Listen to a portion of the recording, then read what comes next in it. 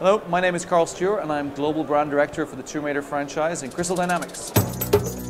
So the adventure takes place on a fictional island inside the Dragon's Triangle off the southeast of Japan. And for us, it's a place shrouded in mystery. It's almost like the Bermuda Triangle. It's a single location. It's an island that we've created. It's a bit like a Pandora's box for us. It's a clean slate to be able to tell a narrative from a young girl who goes on her first adventure and gets shipwrecked on an island to going through this sort of personal sort of exploration of how her character evolves from the Lara Croft by name when she lands on the island to the Lara Croft action-adventure hero when she leaves. It's a great sort of canvas for us to be able to bring to life this unique character. With every storyline, when you're trying to start from just this nugget, this kind of small little idea, things land on the table, you look at them, you see whether or not it works for you. You maybe put them in the game and you play with them for a while and you realize that they're not right for us.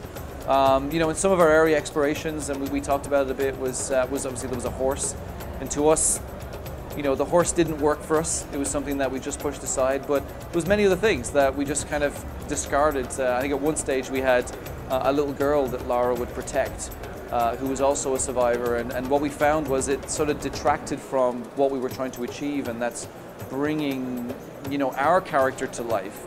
There was in the future probably a facet of bringing too much emphasis onto a secondary character and taking away from what we're trying to do with Lara in reimagining her. So, I think in every single process, and no matter whether it's movies or books or video games, you have to go through that iterative process. And for us, there's many things we left on the cutting room floor, and it's a great exercise. How did we come across Camilla Luddington, who is now the voice of Lara Croft? Probably about 2 years ago, when we started casting for the voice, we brought in many different actresses. We kind of scoured the globe, as we say.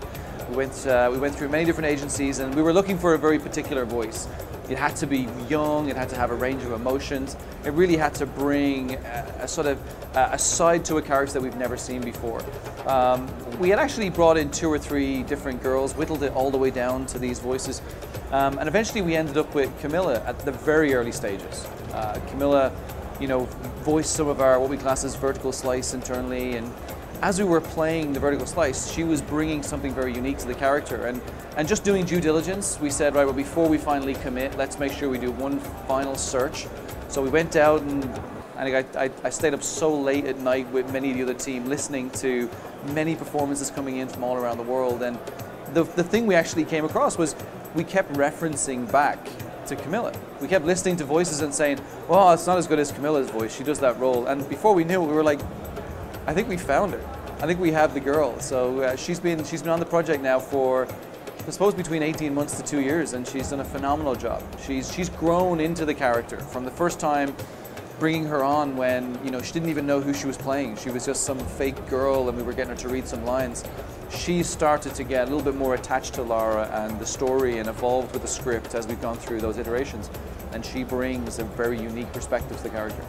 What we're trying to achieve with this game is bringing a personality and bringing something very unique to a character, which you very rarely see. And we're very fortunate to have the opportunity to be able to take a franchise like Tomb Raider inside of the gaming space and reimagine it. Inside of movies and TV shows, you see it quite often.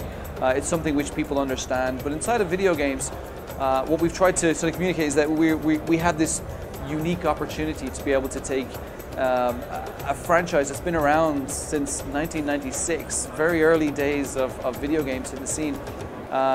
Sometimes it's been the game that it's the first game people have ever played, and to have this opportunity to be able to reimagine it right now is something very, very special. And I get a lot of questions about it. We get very excited to be able to talk about that it's something that the team are so passionate about and so excited to see come out that of all the questions I get asked, that's one thing that we kind of keep harking back to, is that it's an honor to be able to have the opportunity to do this.